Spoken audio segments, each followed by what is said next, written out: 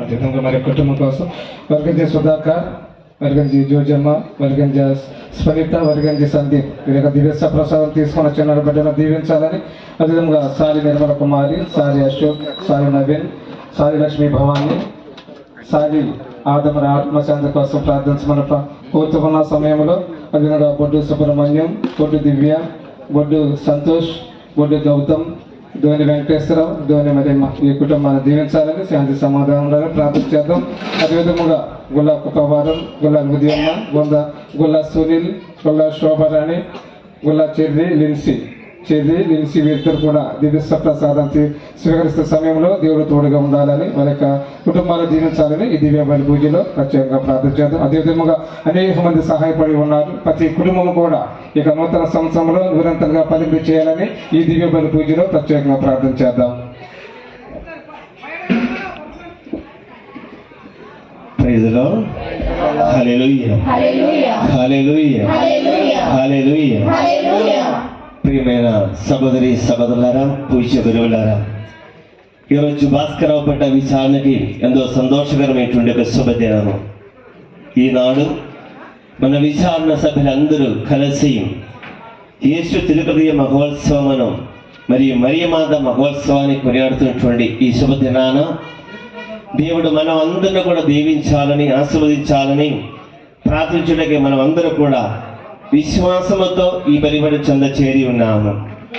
ప్రియులారా, గడిచిన కొన్ని రోజుల నుంచి ఆ ప్రభు సన్నిధిలో ప్రభు యొక్క వాక్యాన్ని వింటూ దివ్య భూచాబల్లో పాల్గొని మన జీవితంలో, మన కుటుంబంలో, మన యొక్క సంఘములో ఆ క్రీస్తు భగవానుడు చేసినటువంటి అనుగ్రహాలు తలంచుకొని ఆ ప్రభువుని మనం స్తుతించాము, ఆరాధించాము. మరి చివరి రోజున ఈ పండుగ దినాన ఆ ప్రభువుని స్తుతించి ఆరాధించి ప్రభు ప్రేమని పంచుకొని పెంచుకోవడానికి మనం అందరూ కూడా మరొకసారి ఈ యొక్క బలిబడి చెంద చేరి ఉన్నాము. దేవుడు మనకి ఇచ్చినటువంటి ఒక గొప్ప ఆశీర్వాదము, ఒక గొప్ప కృప. ప్రియులారా, మరి ఈనాడు ఈ యొక్క దివ్య పూజావళిని సమర్పించి దేవుని యొక్క ఆశీస్సులు మనం అందరిపై దయచేయమని ప్రార్థించడానికి ఏమైనా ఆహ్వాన్ని స్వీకరించి మన మధ్యకి వచ్చేసినటువంటి గురుశ్రీ జాన్ పీటర్ ఫాదర్ గారిని ఒకవేళ కొందరికి తెలుసు, మరి కొందరికి తెలియకపోవచ్చు. నిర్మలగిరి మరియ తల్లి పుణ్యక్షేత్రము, మరియ తల్లి వెలసినటువంటి పుణ్యస్థలము నిర్మలగిరి. మరి నిర్మలగిరి మాతా పుణ్యక్షేత్రానికి డైరెక్టర్గా, విచారణకర్తగా సేవలు అందిస్తున్నటువంటి మన ప్రియతమ జాన్ పీటర్ ఫాదర్ గారు ఈనాడు మన మధ్య ఉన్నారు. నల్లచెల్లో ఉన్నప్పుడు నాకు పరిచయమైనటువంటి ఒక గొప్ప వ్యక్తి ఫాదర్ జాన్ పీటర్ గారు. నేను ఎప్పుడైనా సరే నిర్మలగిరికి వెళ్ళినప్పుడల్లా ఎంతో ప్రేమతో పలకరించి ఆహ్వానించేవారు, స్వీకరించేవారు. ఈరోజు నేను ఎప్పుడైతే ఇదిగో మేము పండుగ జరుపుకుంటున్నాం ఫాదర్, మీరు రావాలి అని చెప్పినప్పుడు నేను పిలవగానే ఎంతో సంతోషంతో, ఎంతో ఆనందంతో తప్పకుండా నేను వస్తానని అంటూ ఈరోజు 4 గంటలకల్లా మన భాస్కరరావుపేటలో చేరడం జరిగింది. నిర్మలగిరి గౌరీపట్టణం ఎంత దూరం అయినప్పటికీ అంత దూరం నుంచి మన కోసం ప్రయాణం చేసి ఈ దివ్య భూజాబలి సమర్పించి భాస్కరరావుపేట మన యొక్క గ్రామాన్ని దీవించమని, దేవుని యొక్క వాక్యాన్ని మనకు పంచుతూ మనం అందరూ కూడా విశ్వాసములు ఎదగాలని ఒక గొప్ప ఆశతో ఫాదర్ గారు మన మధ్యకి వచ్చేసి ఉన్నారు. మరి ఇక్కడ చేరినటువంటి పూజ గురువుల తరపున, అమ్మగారుల తరపున, సంఘస్థులందరి తరపున, విచారణ గురువుల తరపున ఫాదర్ గారికి స్వాగతము, ఘన స్వాగతం. మరి ఈ పండుగ పూజ నాడు కృతజ్ఞతముగా మన యొక్క ఆహ్వాన్ని స్వీకరించి వచ్చేసినటువంటి ఫాదర్లు నరీశ్వర సభకు చెందినటువంటి ఫాదర్స్ ఇక్కడ ఉన్నారు. మరి మన ప్రియతమ యోహాన్ ఫాదర్ గారు మన మధ్య ఉన్నారు. మనం ఎప్పుడు పిలిచినా పిలువపోయినా అందుబాటులో ఉన్నటువంటి మన యొక్క ప్రియతమ యోహాన్ ఫాదర్ గారు ఈరోజు ఫాదర్ గారు మధ్యాహ్నమే వచ్చి ఉన్నారు. మన క్వైర్ వారికి ట్రైనింగ్ ఇచ్చి మరలా ఇంటికి వెళ్ళి సమయానికి అందుకున్నారు. మరి మన ఆహ్వానం స్వీకరించి వచ్చేసినటువంటి ఫాదర్ గారికి అందరికీ స్వాగతము, సుస్వాగతము. మరి మన మధ్య అమ్మగారులు ఉన్నారు, క్లూని సిస్టర్స్ ఉన్నారు, కల్దండి సిస్టర్స్ ఉన్నారు, బండుమల్లి సిస్టర్స్ ఉన్నారు. ఇలా మనకి ఆహ్వానం స్వీకరించి వచ్చేసినటువంటి అమ్మగారికి అందరికీ ప్రత్యేకముగా మీ అందరి తరపున స్వాగతము, సుస్వాగతము. మరి మన యొక్క ఆహ్వానం స్వీకరించి పొరుగు విషయాల నుంచి వచ్చినటువంటి విశ్వాసులకి, భక్తులకి, మన గ్రామం నుంచి వచ్చినటువంటి వారికి, ఉపదేశ మాస్టర్లకి, అదేవిధముగా విశ్వాసులకు, భక్తులందరికీ పేరు పేరున స్వాగతము, సుస్వాగతము.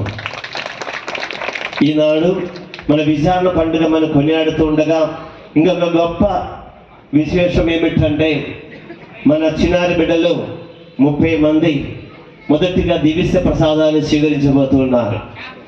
మన గ్రామానికి, మన విచారణకి ఎంతో సంతోషకరమైనటువంటి కార్యము. దివ్య ప్రసాదాన్ని, ప్రభు శరీరాన్ని ప్రప్రథముగా వారిని స్వీకరిస్తూ ఉండగా వారిని పేరు పేరున ప్రభు సందులో మనం సమర్పించుకుందాం. ఆ ప్రభు వారిని దీవించాలని, వారి యొక్క ఆత్మీయ ప్రయాణంలో ప్రభు వారికి ఎల్లప్పుడూ తోడుగా ఉండాలని మనం ప్రార్థన చేద్దాం. అదేవిధంగా కలిసి వచ్చినటువంటి ప్రతి ఒక్కరికి మరొకసారి స్వాగతం పలుకుతూ ఈ దివ్య పూజావళిలో భక్తి విశ్వాసంతో మనం పాల్గొంచుకుందాం. 13వ వచనం నుండి 15వ వచనం వరకు యెషయా గ్రంథము 7వ అధ్యాయము 13వ వచనం నుండి 15వ వచనం వరకు.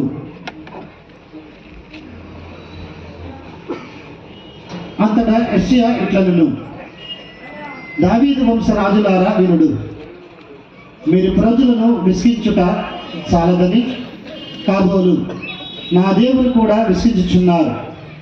సరే వినుడు, ప్రభువే మీకు ఒక గుర్తును చూపించును. యువతి గర్భవతి ఉన్నది, ఆమె కుమారుని కని అతనికి ఇమ్మానుయేలు అని పేరు పెట్టెను. అతడు తిరిగి పెద్దవాడై చెడును నిరాకరించి మంచిని చేపట్టు కాలము వచ్చు వరకును తేనెను పెరుగును ఆరగించెను. ఇది ఏలిన వారి వాక్కు. వందనములు.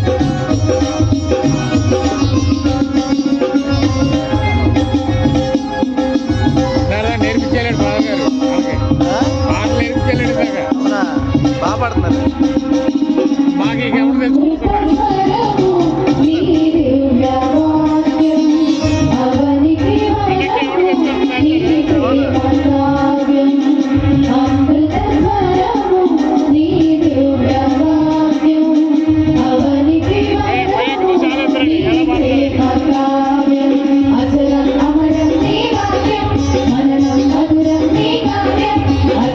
అమరం నీ వాక్యం మనలం మధురం నీ కావ్యం అజరం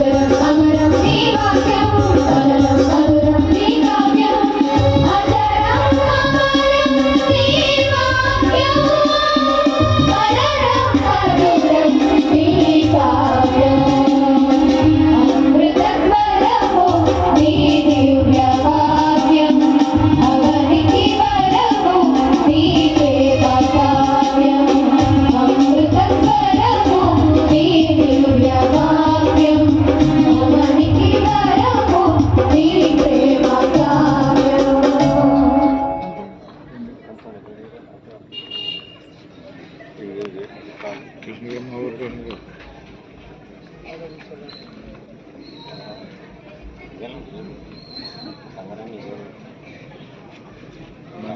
పట్టణము గలతీయులకు రాసిన లేఖ 4వ అధ్యాయము 4వ వచనం నుంచి 6వ వచనం వరకు. రెండవ పట్టణము గలతీయులకు రాసిన లేఖ 4వ అధ్యాయము 4వ వచనం నుంచి 6వ వచనం వరకు. కానీ కాలము పరిపాకము మైనప్పుడు దేవుడు తన కుమారుని పంపెను. ఆయన ఒక స్త్రీ నుండి పుట్టెను. ఆయన ధర్మశాస్త్రములకు లోనాయను మనము దేవుని దత్తపుత్రులమును అగునట్లు ధర్మశాస్త్రములకు లోబడి ఉన్న వారిని విముక్తులను చేసెను. మీరు ఆయన పుత్రులచే దేవుడు తన కుమారుని ఆత్మ మన హృదయములందు ప్రవేశపెట్టెను. ఆ ఆత్మ అబ్బా తండ్రి అని పిలుచుతున్నది. కనుక దేవుని వలన ఇక నువ్వు బానిసవు కావు, పుత్రుడు నువ్వు అయిన పుత్రుడు కనుక వారసుడవు కూడా. ఇది ప్రభువు వాక్కు.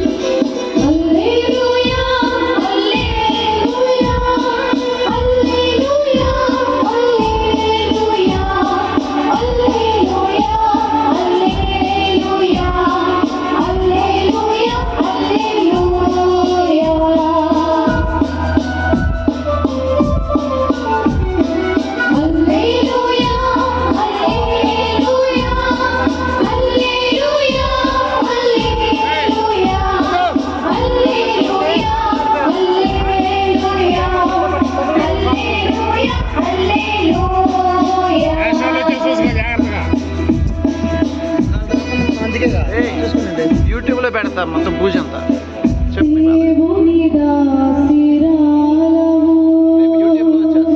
పెడతాను చూస్తాను.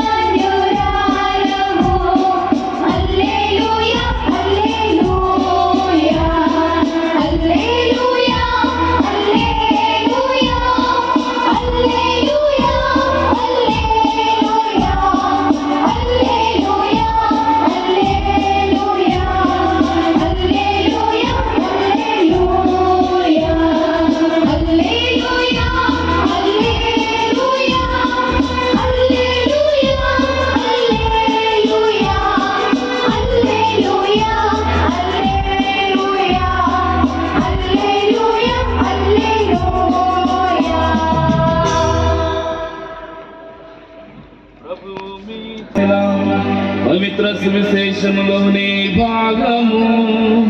ప్రభువా నీకు మహిమ కలుగునుగాక.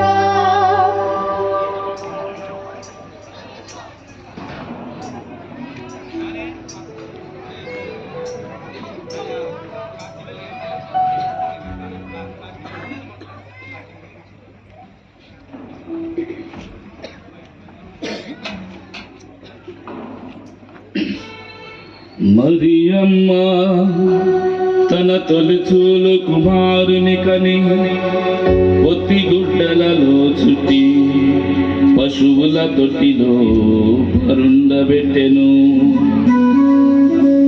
ఏలయనా వారికి సత్రములో స్థలము లేకుండెను.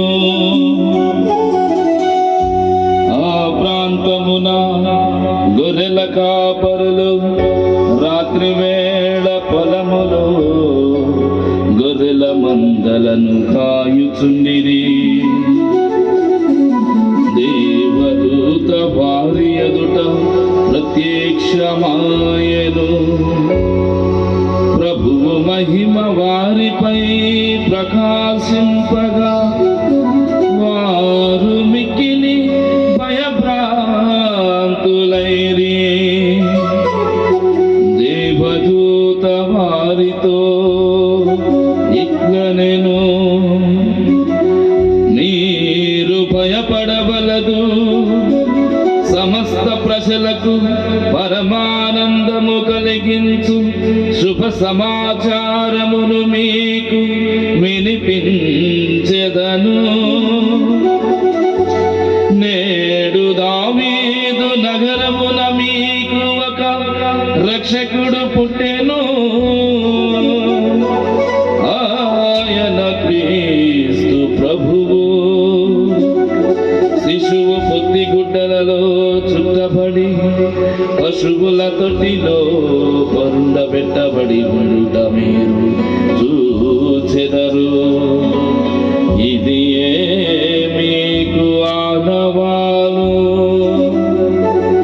వెంటనే ఆ దేవదూతతో పరలోక దూతల సమూహము ప్రత్యక్షమై సర్వేశ్వరుని ఇట్లు స్తుతించెను.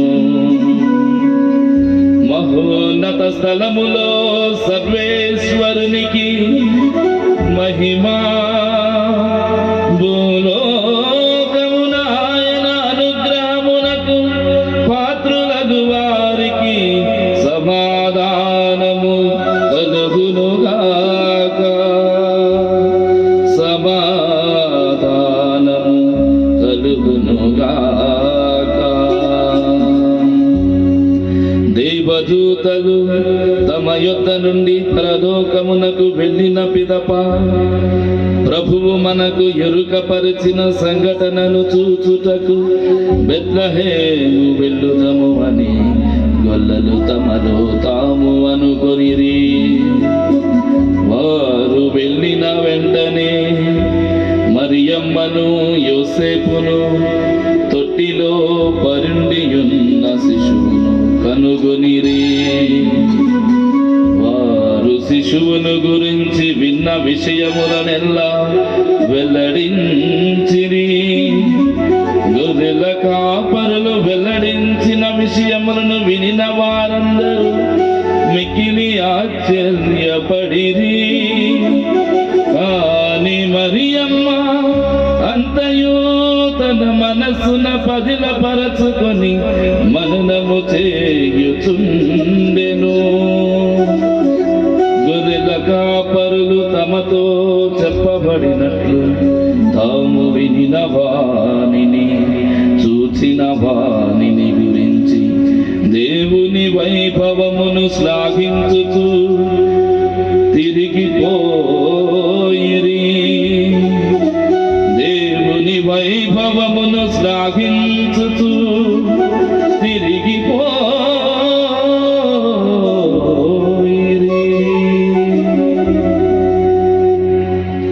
ఇది క్రీస్తు సువిశేషము. క్రీస్తువా మీకు స్తుతి కలుగునుగాక.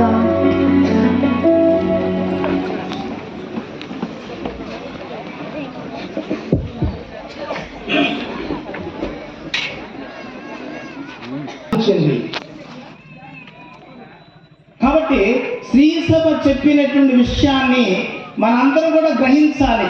1 తిమోతి 3వ అధ్యాయము 14వ వచనంలో పౌలు గారు అన్నాడు, ఇదిగో తిమోతి, నేను రావడం లేట్ అయినట్లయితే నేను వచ్చేంత వరకు నేను రాసిన ఉత్తరాన్ని చదువు. సత్యమునకు పునాదిలో మూల స్తంభమైన ఆ సజీవ దేవుని శ్రీ సభయే ఆగృహము. అదే ఏక కథోలిక అపొస్తోలిక శ్రీ సభ. కథోలిక శ్రీ సభ ఏ విధంగా అయితే నడిపిస్తుందో, ఏ విధంగా అయితే బోధన చేస్తుందో, ఆ బోధనలో మనందరం కూడా ఏక మనస్కులమై ప్రయాణం చేయాలి. కాబట్టి ఇంతటి ఔదార్యము కలిగినటువంటి దేవుడు మన మధ్య అవతరించారు. దేవుడు చెప్తూ ఉన్నాడు, మోషే నీలాంటి ప్రవక్తను పంపిస్తాను మీ దగ్గరికి, నీలాంటి వాణ్ణి, జ్ఞానము కలిగినటువంటి వాణ్ణి, దైవ తేజస్సుతో ఉన్నటువంటి వాణ్ణి. ద్వితీయోపదేశ కాండము 18:18లో చెప్తే, ఇదిగో నీలాంటి ప్రవక్తను నీ జనము నుండియే నేను ఎన్నుకుంటాను. దేవుడు ప్రవచనం చేశాడు. చూసారా ఎంత గొప్ప విషయం. మన దేవుడు సజీవమైనటువంటి వాడు, శక్తి కలిగినటువంటి దేవుడు. కాబట్టి ఆ దేవుని రాకడను గురించి దేవుడు ముందుగా ప్రవచనం చేశాడు. అయితే ఆయన ఎలా పుడతాడు? కన్యక ద్వారా జన్మిస్తారు. ఉదాహరణగా ఉపనిషత్తులో చెప్పబడింది, మహత్యౌతదిన కుర్యంతి అవ్యాయాన పర్యతాసేన్ అన్నారు. అయ్యా, పుట్టబోయేటువంటి వాడు కన్యక ద్వారా జన్మిస్తాడు.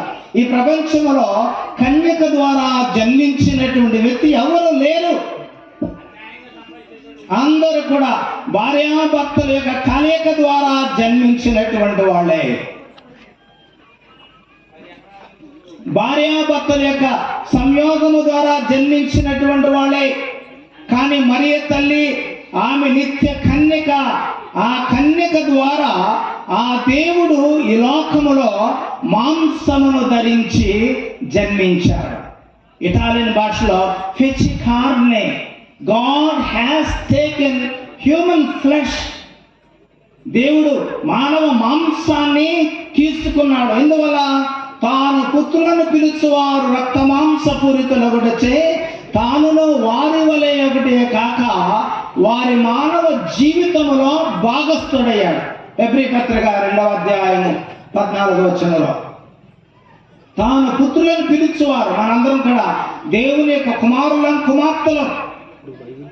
కాబట్టి దేవుడు తన కుమారులను కుమార్తెలను రక్షించడానికి ఆయన తన కుమారుల్లాగే తన కుమార్తెలాగే ఆయన మాంసమును ధరించాడు.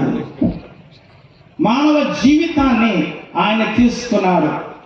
ఎందువల్లంటే ఆయన మనలను రక్షించడానికి పాపాత్ముల కొరకై క్రీస్తు యేసు పరమును వీడి భూలోకమునకు అరుదించెను. పునీత పౌలు తిమోతికి రాసిన మొదటి లేఖ 1:15 చూస్తున్నాం. ఇదిగో మానవుల యొక్క పాపములను రక్షించడానికి ఆయన క్రీస్తు యేసు పరమండలము నుండి భూలోకానికి దిగివచ్చాడు. ఆయన మన కోసం మనల్ని ప్రేమించినటువంటి దేవుడు ఈ ప్రపంచంలో ఎవరైనా ఉన్నారా? లేరు. యేసుక్రీస్తే మనల్ని ప్రేమించినటువంటి దేవుడు. కాబట్టి తీతుకు రాసిన లేఖలో 2:11 ఏమంటున్నాడు? ఇదిగో మానవాళి రక్షణకై దేవుని కృప ప్రత్యక్షమైంది భూలోకములో మాంసమును ధరించి ఆ యేసయ్య మన మధ్య నడియాడాడు, మన మధ్య ఆయన ప్రయాణించాడు. ఇది చరిత్రాత్మకమైనటువంటిది. Christ is not something imaginary or something conceptual. Actually, the birth of Christ was announced in the history, and he was born in the history, lived in the history, crucified in the history, died in the history, buried in the history, and risen to the life and third day in the history. ప్రపంచ చరిత్రలో ఆయన జన్మించాడు. ఆయన జన్మము చరిత్రాత్మకమైనటువంటి జన్మము. ఆ దేవుడు ఈ లోకములో జన్మించాడు. కాబట్టి ఆ యేసయ్యను మనందరం కూడా ఆరాధన చేస్తూ ఉన్నాము. ఆయనను మన దేవుడుగా అంగీకరిస్తూ ఉన్నాము. కాబట్టి మనకి క్రిస్మస్ పండుగ అంటే శ్రేష్టమైనటువంటి పండుగ. కాబట్టి ఈ శ్రేష్టమైన పండుగను గురించి ఒక మహనీయుడు మాట్లాడుతూ ఉన్నాడు. 1971 అమెరికా నుంచి వ్యోమగామిగా ఆస్ట్రోనెట్గా చంద్రమండలానికి అడుగుపెట్టినటువంటి వ్యక్తి సర్ జేమ్స్ బెన్సన్ ఇర్విన్. ఆయన చంద్రమండలంలో అడుగుపెట్టి భూలోకానికి వచ్చారు.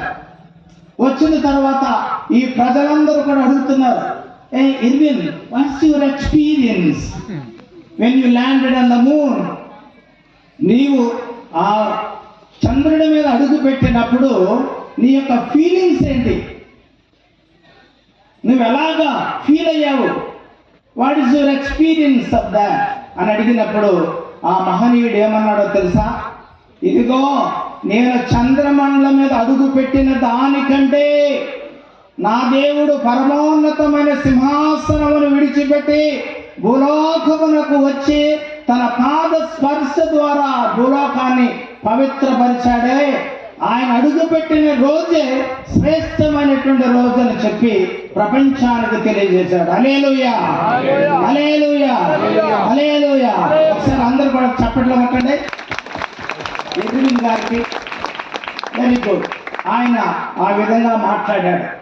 నేను చంద్రమండలం మీద అడుగు పెట్టడం కాదు, నా దేవుడు ఉన్నత సింహాసనమును విడిచిపెట్టి భూలోకానికి వచ్చి ఈ భూమి మీద అడుగు పెట్టాడే, అది శ్రేష్టమైనటువంటి రోజు అంటారు.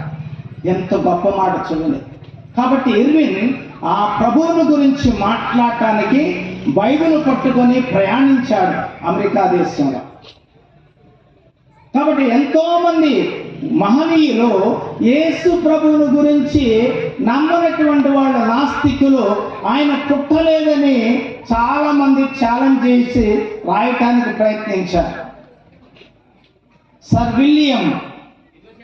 విలియం అనేటువంటి ఆయన చాలా గొప్ప నాస్తికుడు. ఆయన ఆర్కియాలజిస్ట్ అంటే పురావస్తు శాస్త్రజ్ఞుడు. Sir William Ramsay.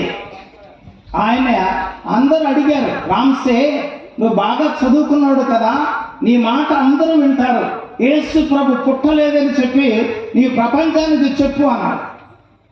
అప్పుడు ఆ రామ్సే ఏమన్నాడంటే, ఆయన జెరూసలేముకు వచ్చి ఆ పరిసర ప్రాంతాలలో త్రవ్వకాల ద్వారా చివరికి ఆయన ఏం తేల్చాడంటే, ఇదిగో యేసు క్రీస్తు అనేటువంటి దేవుడు ఆయన ఈ భూలోకములో జన్మించాడు, ఈ భూలోకములో నడయాడాడు, ఈ భూలోకములో మరణించాడు, ఆయన సమాధి నుండి సజీవంగా లేచాడని తాను రాసినటువంటి పుస్తకంలో ఆయన చెప్తూ ఉన్నాడు. ఎంత గొప్ప విషయమో చూడండి. అదే విధముగా ఫ్రాంక్ బెన్సన్ అనేటువంటి ఆయన కూడా నాస్తికుడు. ప్రభువుని గురించి అసలు ప్రభు పుట్టలేదు ఈ ప్రపంచంలో, అలాంటి వ్యక్తి నడవలేదని చెప్పి ప్రూవ్ చేయాలని ప్రయత్నించాడు. కానీ ఆయన రాసినటువంటి పుస్తకంలో హూ మూవ్ ద స్టోన్, ఆయన రాసిన పుస్తకం పేరేంటి? హూ మూవ్ ద స్టోన్ అనేటువంటి పుస్తకంలో ఆయన చెప్తూ ఉన్నాడు, ఇదిగో నేను నా మూర్ఖత్వములో యేసు ప్రభు అనేటువంటి దేవుడు పుట్టలేదని నేను ఎన్నో ప్రయత్నాలు చేశాను, కానీ నా ప్రయత్నాలన్నీ కూడా దేవుడు విఫలము చేసి ఆ సజీవ దేవుడు ఈ భూలోకములో నడిచి వెళ్ళాడు, ఆయన ఈ భూలోకములో శిలువను మోసాడు, ఈ భూలోకములో శిలువ మీద తన అపారమైన రక్తాన్ని ఆయన కార్చాడు అని చెప్పి హూ మూవ్ ద స్టోన్ అనేటువంటి పుస్తకంలో ఆయన రాశాడు. యేసు ప్రభు సజీవమైన దేవుడు అని చెప్పి ఆయన రాశాడు. మరి మనం జ్ఞానము లేనటువంటి వాళ్ళం మన ప్రభువుని ఎందుకు ఆరాధన చేయలేకపోతూ ఉన్నాం? ఎందుకు మన మనస్సులను ప్రభు మీద నిక్షిప్తము చేయలేకపోతూ ఉన్నాం? మిస్టర్ లీ అనేటువంటి ఆయన అమెరికాలో ఇంకా జీవిస్తూనే ఉన్నాడు. ఆయన కూడా గొప్ప జర్నలిస్ట్. ఆయన కూడా చాలా ప్రయత్నం చేసి యేసు ప్రభు అనేవాడు లేడు అని చెప్పి ఎంతో ప్రయత్నం చేశాడు ప్రపంచానికి చెప్పడానికి. కానీ లీ స్ట్రాబెల్ అనే ఆయన పుస్తకం రాశాడు, ద కేస్ ఆఫ్ క్రైస్ట్ అనే పుస్తకంలో, ఇదిగో నేను ఫలానప్పుడు యేసు ప్రభు లోకములో జన్మించలేదని చెప్పి నేను ప్రపంచానికి చెప్పడానికి ప్రయత్నం చేశాను, కానీ నా మాటలన్నీ కూడా మంచివి కావు, నేను ప్రయత్నం చేశాను కానీ అది నిజము కాదు, నిజమేమిటంటే యేసుక్రీస్తు అనేటువంటి దేవుడు ఈ భూలోకములో ఆయన జన్మించాడు, ఈ భూలోకములో నడయాడాడు అని చెప్పి ప్రపంచానికి ద కేస్ ఆఫ్ క్రైస్ట్ అనేటువంటి పుస్తకంలో ఆయన విపులంగా క్లియర్గా ప్రపంచానికి తెలియజేశారు. ఆ ప్రభువుని గురించి బైబిల్ పట్టుకొని అన్ని ప్రాంతాలు తిరిగి ఇంకా ఆయన సేవ చేస్తున్నాడు. Still is living. కాబట్టి అంతటి మహనీయులు ప్రభువుని గురించి ప్రపంచానికి తెలియజేశారు.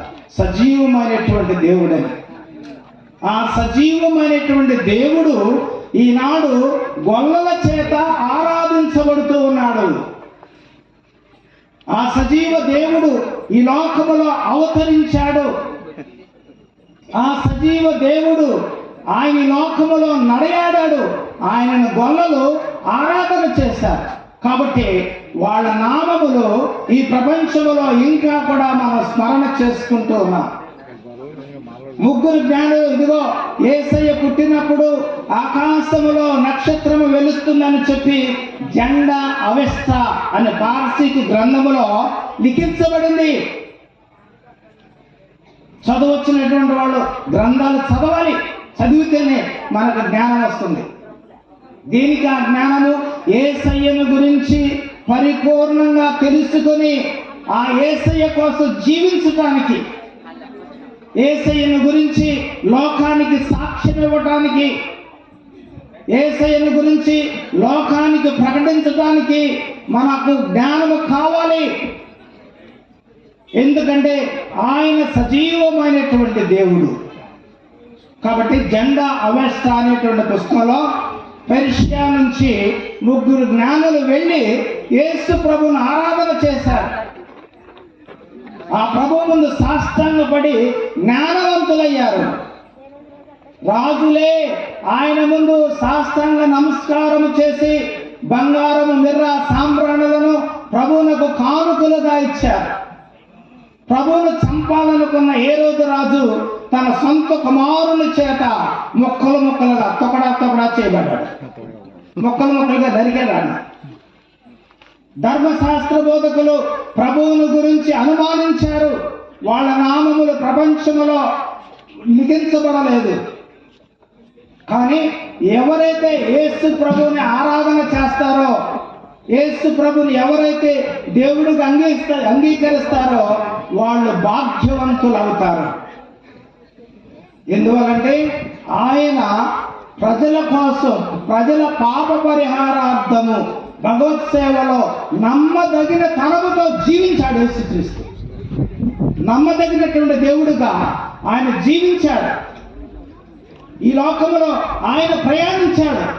ఓ కథోలిక జనాంగమా, యేసుక్రీస్తు యొక్క నామమునందు ఎందుకు విశ్వాసముంచగా జీవిస్తూ ఉన్నారు? మన ఆత్మావలోకనం చేసుకోవాలి. It is high time. కాలము పరిపూర్ణమైంది. పాపము పరిపక్వము చెందుతూ ఉన్నది. దేవుడు ఎప్పుడు వస్తాడో యేసుక్రీస్తు మనకు తెలియదు. ఆయనను ఆరాధన చేసుకుంటూ జీవించాలి. మరి మన విశ్వాస జీవితం ఏమిటి? खाना पीना सोना बाथरूम जाना, అంతే కదా? खाना पीना सोना బాత్రూమ్ జానా, ఇది కాదు. మన విశ్వాస జీవితంలో మానవులుగా ఆ దేవుడిచ్చినటువంటి జన్మ సార్థకం కావాలంటే ఆ ప్రభుని మనస వాచ కర్మణ ఆయనను ఆరాధన చేయాలి. హృదయముతో ఆరాధన చేయాలి. యేసు ప్రభు యొక్క తిరుహృదయ పండుగను చేసుకుంటాం మనం కదా. ఆ హృదయం ఎక్కడుంది? హృదయం ఎక్కడున్నది, హృదయం ఎక్కడున్నది, మీ చుట్టూనే తిరుగుతున్నది అంటారా? హృదయం ఎక్కడ చెప్పండి. హృదయము ఈ యొక్క గొంతు దగ్గర నుంచి ఒక జానడు, బొడ్డు దగ్గర నుంచి ఒక జానడు కొలిస్తే ఆ మధ్యలో ఖాళీ ఉంది కదా, అది హృదయం. అది హృదయం. ఇది కాదు హృదయం, ఇది గుండె. అందుకోసమే ఋగ్వేదములు ఏమన్నాడంటే, ఋగ్వేదములో చెప్పబడింది అజో నిత్య శాశ్వత అంటే ఇదిగో ఆ హృదయము ఎక్కడ అన్నప్పుడు ఎక్కడ నొప్పి వస్తుంది, ఇక్కడ నొప్పి వస్తుంది, ఇక్కడ నొప్పి వస్తుంది అనండి ఒకసారి అని, ఇక్కడ నొప్పి వస్తుంది. అది హృదయం, అది హృదయము. కాబట్టి ఆ హృదయముతో ప్రభువును ఆరాధన చేయాలి. మన దేశంలో కూడా ఎంతో మంది మహనీయులు ఆ ప్రభువుని గురించి తెలుసుకొని ఆరాధన చేశారు. మహాత్మా గాంధీ ఆయన కూడా ఏం చేశాడు, ఏమంటున్నాడంటే యేసు ప్రభువుని గురించి, ఈజ్ మై రియల్ గురు, నా యొక్క స్వచ్ఛమైన గురువు ఆయన. ఎందువల్లంటే నేను అహింసా సిద్ధాంతాన్ని పాటించడానికి ఆ యేసుక్రీస్తే నాకు స్ఫూర్తినిచ్చినటువంటి దేవుడు అని చెప్తూ ఉన్నాడు ఆయన. ఎందువల్లంటే గాంధీ యేసు ప్రభు యొక్క జీవితాన్ని ఆయన చదివాడు, అర్థం చేసుకున్నాడు. కాబట్టి ఆ యేసుక్రీస్తు నా యొక్క గురువు అని చెప్తూ ఉన్నాడు. డాక్టర్ సర్వేపల్లి రాధాకృష్ణ మన దేశంలో ఈ మహనీయులు ప్రభువును మిక్కిలిగా ప్రేమించినటువంటి వాడు. ఆయన ఏమంటే ఈజ్ అ రియల్ టీచర్, ఆయన మంచి ఉపాధ్యాయుడు అని చెప్తూ ఉన్నాడు. ఆయన మంచి ఉపాధ్యాయుడు అని చెప్తూ ఉన్నాడు. అదే విధముగా మనందరి మధ్య గొప్ప వ్యక్తిగా వెలసిల్లినటువంటి వాడు ఒక వ్యక్తి ఉన్నాడు. ఎవరైనా ఎవరు చెప్పాలా? మనందరూ భారతదేశం యొక్క కీర్తి ప్రతిష్టలను ప్రపంచమంతా చాటి చెప్పినటువంటి వ్యక్తి స్వామి వివేకానంద, అంబేద్కర్ గారు. కాబట్టి స్వామి వివేకానంద ఏమన్నాడంటే, ఇదిగో ఏదైనా దైవము ఈ పుటలాన్ని తన పాద స్పర్శతో తాకి పవిత్ర పరిస్థితి ఏదైనా ఉన్నట్లయితే ఆ దైవము యేసుక్రీస్తే అంటాడు ఆయన. ఈ భూపుటలాన్ని తన యొక్క పాద స్పర్శ ద్వారా పవిత్ర పరిచిందంటే ఆ దైవము యేసుక్రీస్తే. నేను గనక యేసు ప్రభు కాలములో జీవించి ఉన్నట్లయితే నా గుండెలను చీల్చి ఆ రక్తముతో ఆ ప్రభు పాదములను కడిగి ఉండేవాడిని చెప్తూ ఉన్నాడు. ఎంత గొప్ప విషయం వచ్చునండి. ఎందువల్లంటే ఆయన యొక్క విశిష్టతను, ప్రభు యొక్క విశిష్టతను తెలుసుకున్నటువంటి మహనీయుడు. చంద్రమండలానికి వెళ్ళినటువంటి రెండవ వ్యక్తి నీల్ ఆర్మ్స్ట్రాంగ్. ఆయన ఏమన్నాడంటే, ఇదిగో నేను చంద్రమండలంలో నడవడం కంటే యేసు ప్రభు నడయాడినటువంటి జెరూసలేము మెట్ల మీద నడవటమే నాకు ఆనందకరమైనటువంటి రోజు అని చెప్తూ ఉన్నాడు. ఎంత గొప్ప విషయం చూడండి తల్లిదండ్రులారా, యువకులారా, ఆ యేసు క్రీస్తును గురించినటువంటి ఆ జ్ఞానముతో మన జీవితాలు పరిపక్వము చెందాలి.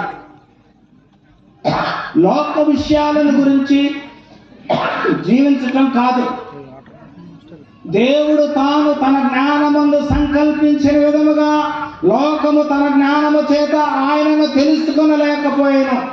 1 కొరింథీ 1:21 మన లోక జ్ఞానం కావాలి. దేనికి? మనుషుని మోసం చేయటానికి, అన్నదమ్ములు ఒకరు కొట్టుకొని సావటానికి, నరుక్కొని చంపటానికి. లోక జ్ఞానం అవసరం లేదు మనకి. ఏ జ్ఞానము కావాలా? దైవ జ్ఞానము మనలో ఉన్నప్పుడు మనము మరో దేవతగా, మరో దేవుడిగా ఈ లోకములో వర్ధిల్లుతాము. మనందరం కూడా దేవుణ్ణి ఆరాధన చేస్తున్నాం. హృదయంతో ఆరాధన చేస్తున్నామా? చెప్పండి, ఆలోచన చేయండి. హృదయంతో ఆరాధన చేస్తూ ఉన్నామా? ఆదివారం వచ్చేసరికి బైబిల్ సంకర పెట్టుకొని చక్కగా మంచి చీర కట్టుకొని పౌడర్ రాసుకొని మగవాళ్ళు టక్ చేసుకొని టిక్కు మనం గుళ్ళోకి వచ్చేస్తారు. ఇంటికి వెళ్తే అక్కడికి అన్నం పెట్టారు. What kind of love we have? మనకి ఎంత ప్రేమ ఉంది మన అత్త మామల మీద, మన తల్లిదండ్రుల మీద అంత ప్రేమ ఉంది. బయటకు వచ్చాడు మగవాళ్ళని వేసాలు తిప్పుతారు, ఇంటికి వెళ్తే పిల్లల దగ్గర చెప్పలేరు.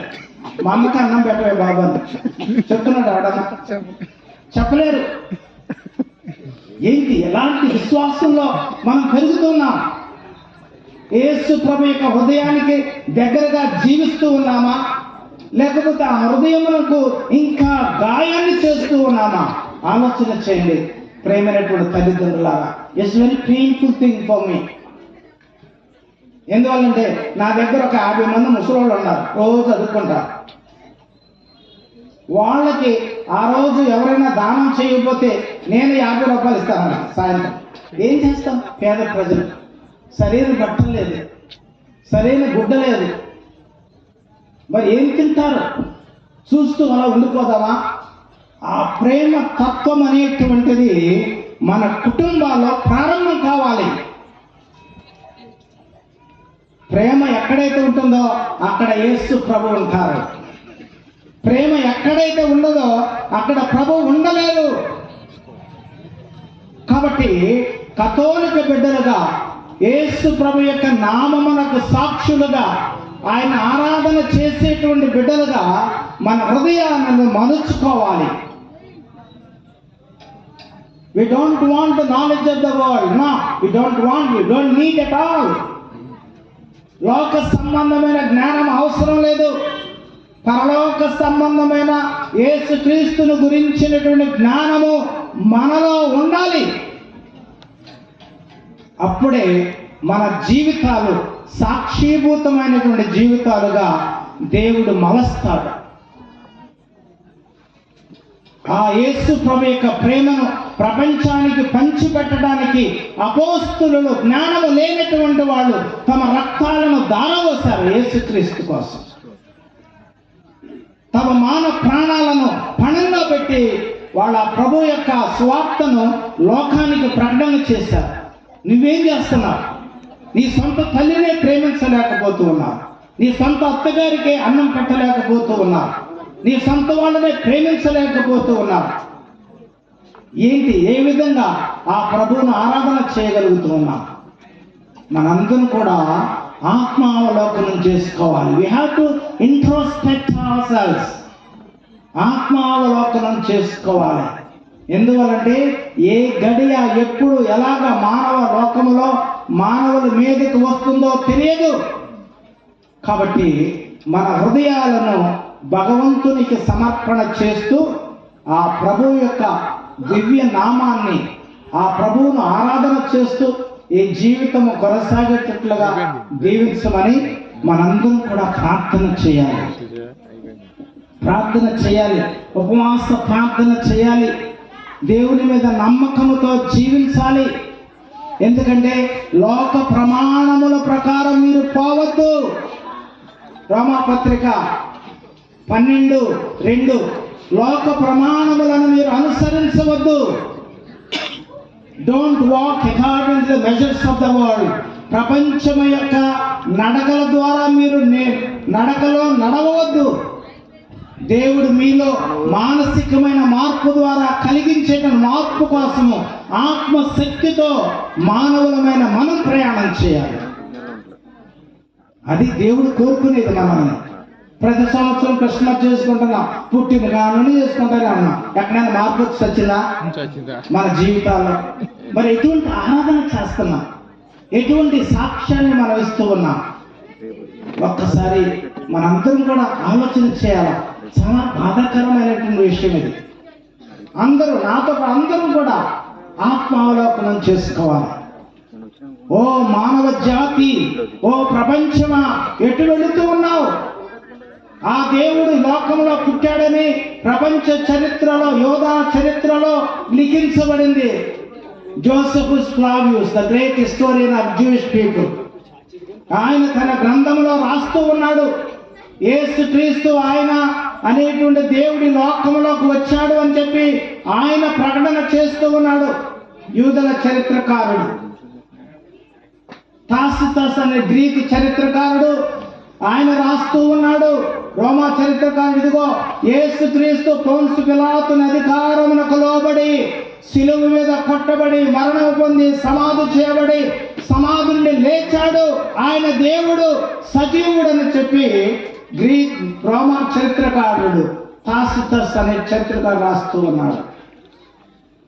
గ్రీకు చరిత్రకారుడు లూసియస్, గ్రీకు చరిత్రకారుడు చెప్తున్నాడు, ఇదిగో దేవుడి లోకములో అవతరించాడు, ఆ దేవుడు ఇశ్రాయేలు జనాంగము నుండి దేవుడు పిలిచాడు, ఆయన నడయాడాడు ఈ లోకములని ఆయన సాక్ష్యాన్ని ఇస్తూ ఉన్నారు.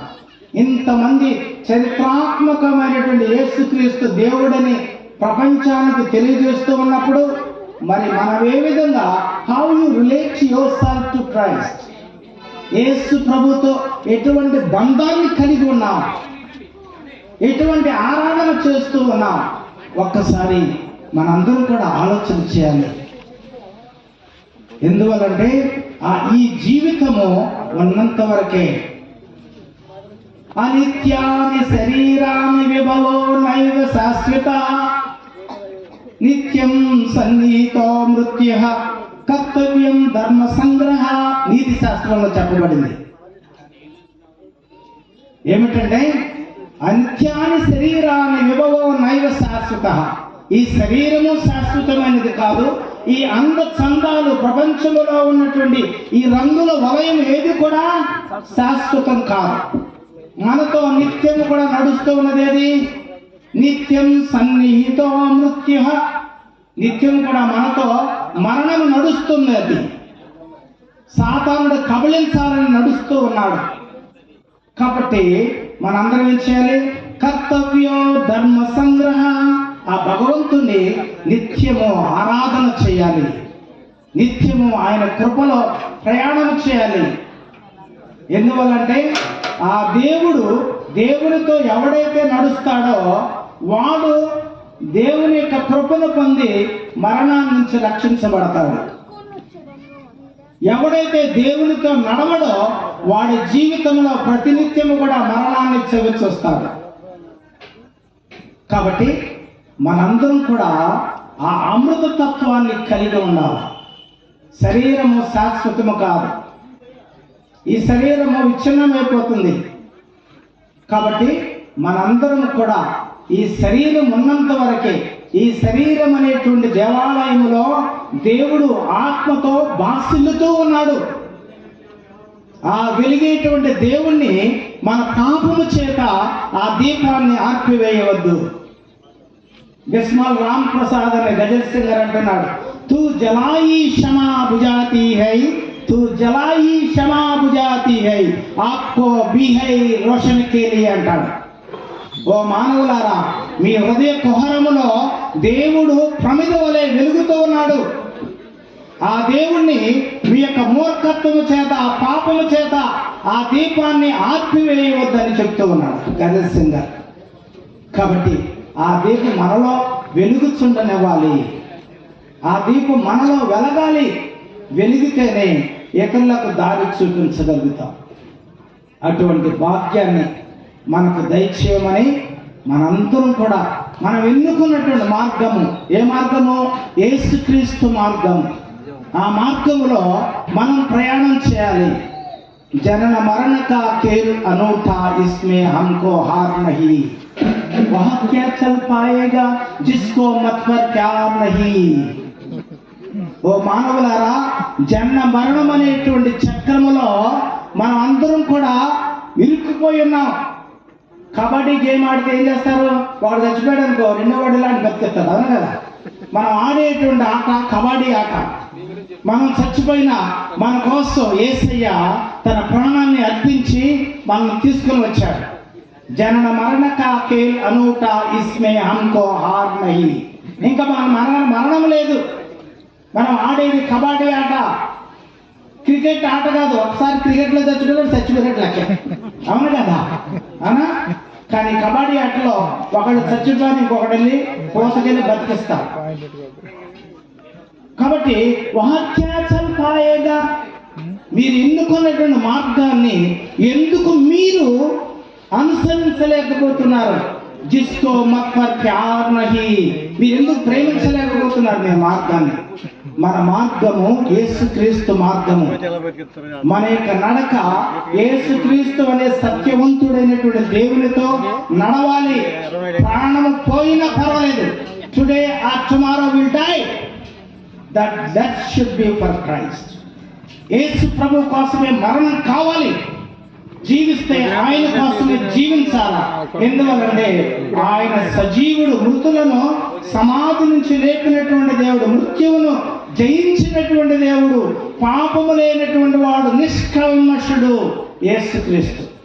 అటువంటి ప్రభువును ఆరాధన చేసేటువంటి మన జీవితాలు ధన్యం కావాలని ప్రభువును అడుక్కుంటూ తన యొక్క జన్మము ద్వారా లోకాన్ని ఏ విధంగా అయితే పవిత్రపరిచాడో అదేవిధంగా మన జీవితాలను పవిత్రపరిచి మనలను రుజుమార్గములో నడిపించమని ఈరోజు ఈ దివ్య పూజలో ప్రార్థన చేస్తూ ఆ చల్లని ప్రభు ఆ నిత్య నిష్కళంకమైనటువంటి మరియ తల్లి మధ్యస్థ ప్రార్థన ద్వారా మనందరిని దీవించి కాచి కాపాడుదురుగాక. ఆమేన్.